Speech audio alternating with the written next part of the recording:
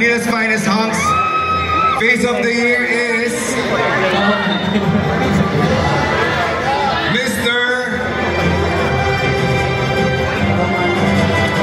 Mr. Romana Tondo.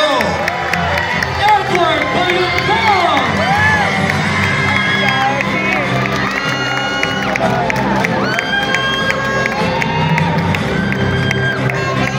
Hindi ang laban. Hindi ang laban. This is like the face card winner. Next, we have the sexy body of the year. Of course, whoever gets whoever hindi matatawa will be the Manila's finest hunk. Yes. Ubusan lang ng English. Kasi alas ano na yun. Okay, just to give you an idea, the sexy body of the year will get the name Grand of winner for Manila's finest hunk. or the sexy But body this of the year. time, we're going to announce the Manila's finest hunk grand winner. Alright. Okay, so alright. this is like Miss You, alright?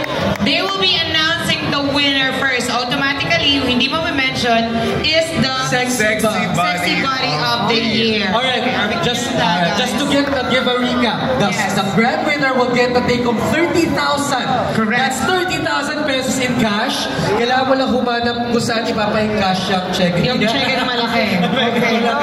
Of course, a crown, aficionado gift bags, and of course, ex-Ivy Aroma Studio. And yung opportunity, Dave mentioned this already, yung boost. He was able to join Bench because of the boost of winning the crown, and of course, join international modelings as well. Correct. Are we ready? I'm ready.